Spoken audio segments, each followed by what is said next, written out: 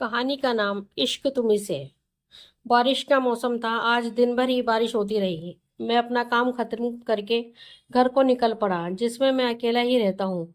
घर पहुंचते पहुंचते 7 बज चुके थे। फ्रेश होकर कॉफी बनाई और टीवी खोलकर बैठ गया। 9 बजे तक डिनर करूंगा और अगले दिन इसी रूटीन को फॉलो करने के लिए शरीर को बिस्तर को सौंप दूंगा।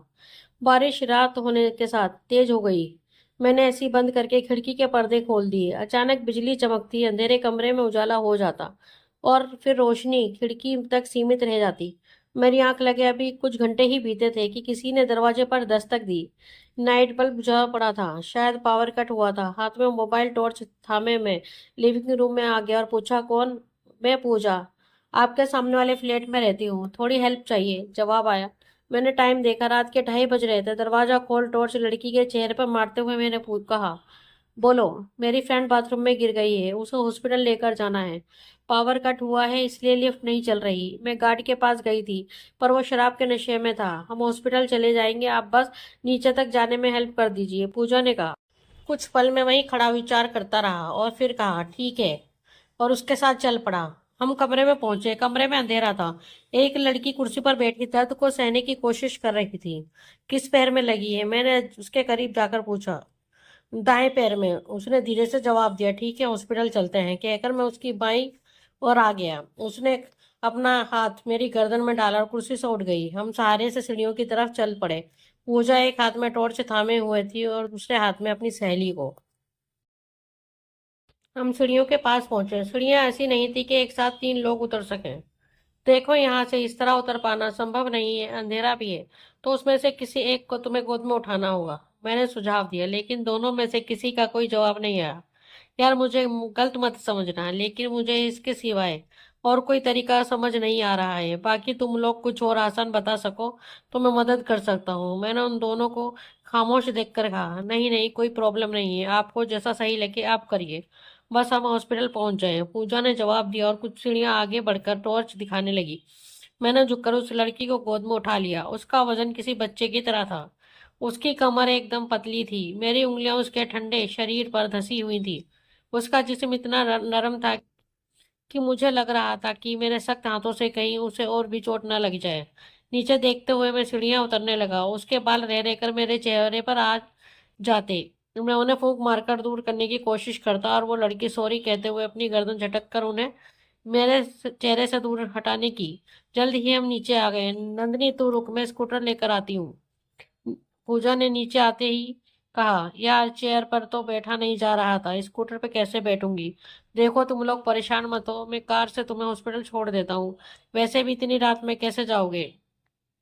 उन दोनों की बात सुनकर मैंने कहा था, नहीं, हम चले जाएंगे। नंदिनी ने जवाब दिया, अच्छा, खड़े तो तुमसे हुआ नहीं जा रहा, स्कूटर पर चली जाओगी, कहकर मैं गाड़ी निकाल लाया था और फिर हम हॉस्पिटल में थे।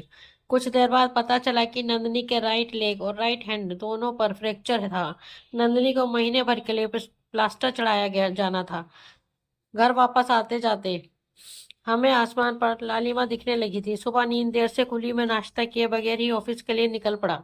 जाते जाते एक नजर सामने फ्लैट पर डाली। दरवाजा बंद था। शायद दोनों लड़कियां अब तक सो रही थी।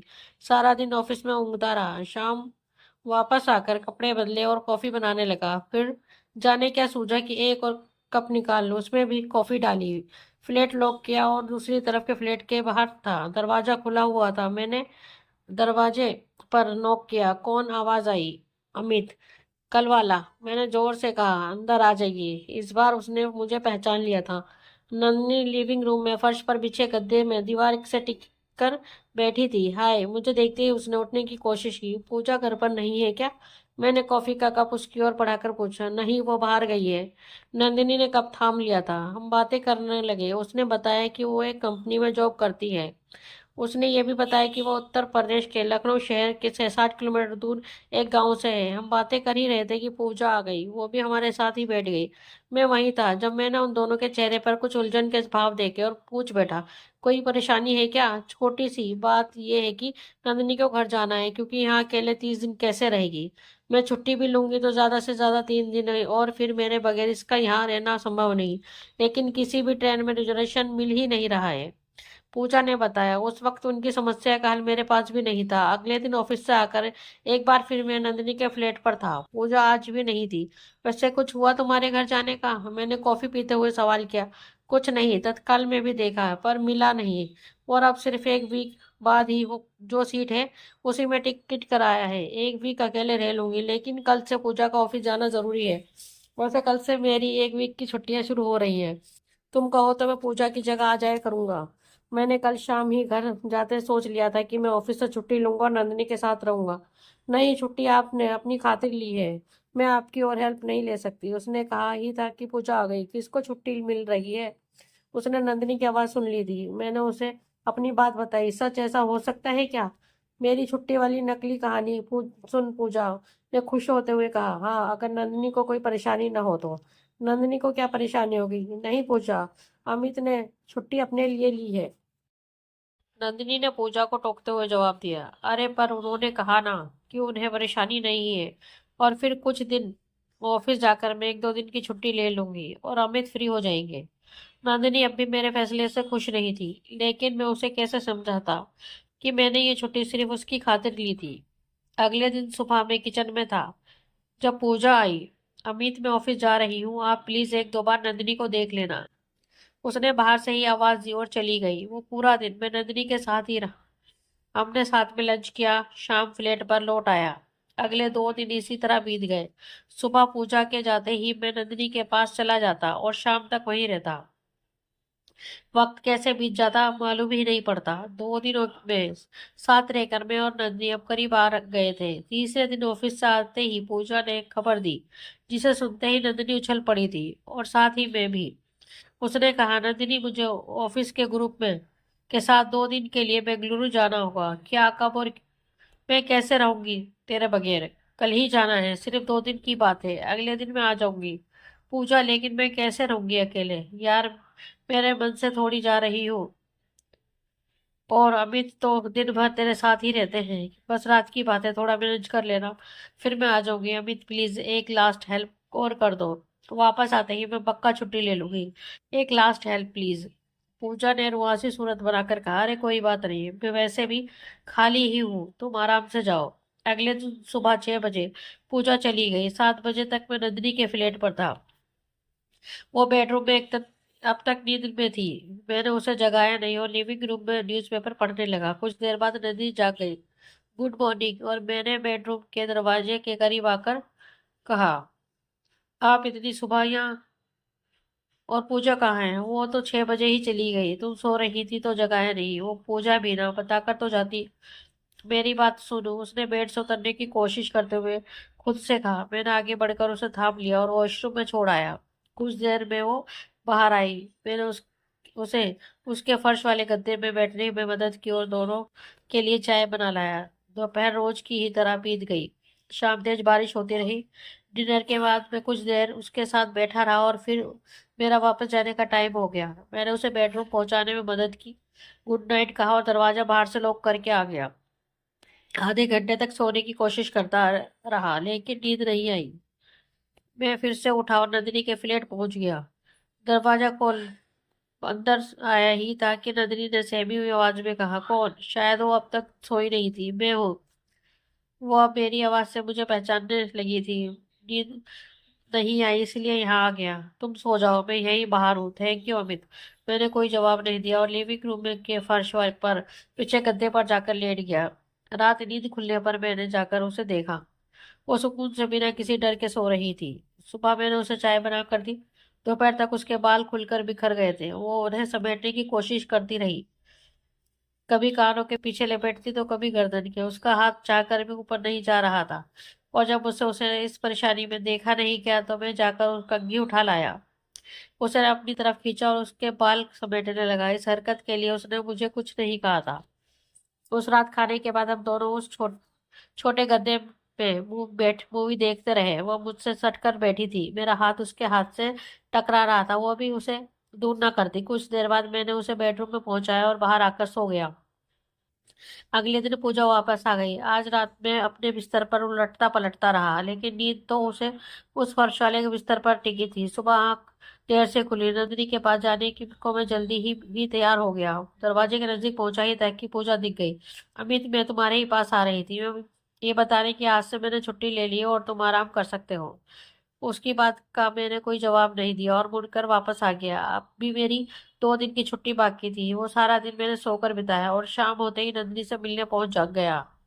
नंदिनी अपनी जगह पर थी। मुझे लगा आप बाहर चले गए, आए भी नहीं सारा दिन। मुझे देखते ही उसने शिकायती नजरों से कहा, घर पर बहुत काम था इसलिए 2 दिन बाद मेरी छुट्टियां खत्म हो गई।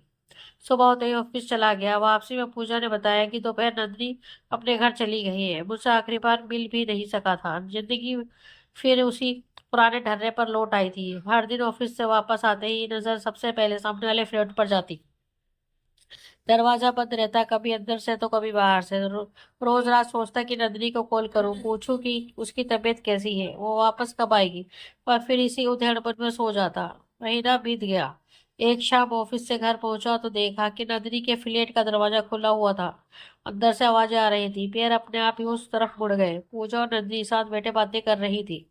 अमित, मुझे देखते ही नंदिनी अपनी जगह से उठी और मेरे करीब आई। उसका प्लास्टर खुल चुका था। मैं उसे ऐसे देख रहा था जैसे मैंने पहली बार किसी लड़की को चलते हुए देखा हो। बैठोगे नहीं? अब तक मुझे खड़े देख नंदिनी ने कहा। मैंने बैग नीचे रखा और चुपचाप बैठ गया। कुछ देर में पूजा बहाने से बाहर चली गई। एक बार फिर हम दोनों फर्श पर बिछे गद्दे पर बैठे थे। आपने मुझे मिस किया? नंदिनी ने मेरी तरफ देखकर पूछा। नहीं, ऑफिस से टाइम ही नहीं मिला। और तुमने? मैंने सच छिपाते हुए कहा। मैंने तो आपको बहुत मिस किया। जब जब मम्मी बाल बांधती थी तो आपकी याद आ जाती थी। मैंने नंदिनी से डिनर के लिए पूछा। उसने हाँ कर दी। कुछ देर बाद हम दोनों एक रेस्टोरेंट के टेबल में आमने सामने बैठे थे। नंदिनी ब्लैक कलर के बॉडीकॉन ड्रेस में बेहद खूबसूरत लग रही थी। उसने बालों से को जूड़े में बांध रखा था। उफ, मेरी नजर उससे हटी ही नहीं रही थी। नंदिनी को चोर नजरों से देख और बातें करते। खाना खत्म हो गया और हम घर को निकल पड़े। सोसाइटी पहुंचकर मैंने गाड़ी लगाई और दोनों लिफ्ट की तरफ चल पड़े। हमारे हाथ टकरा रहे थे। मैंने अपनी छोटी उंगली उसकी छोटी उंगली में फंसा दी। उसने भी बदले में वैसा ही किया था।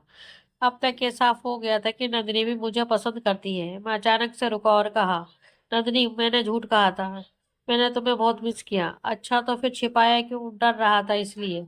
मेरे लिए छुट्टी ले सकते हैं, मेरी रखवाली कर सकते हैं, फर्श पर सो सकते हैं, लेकिन बताने से डरते हैं।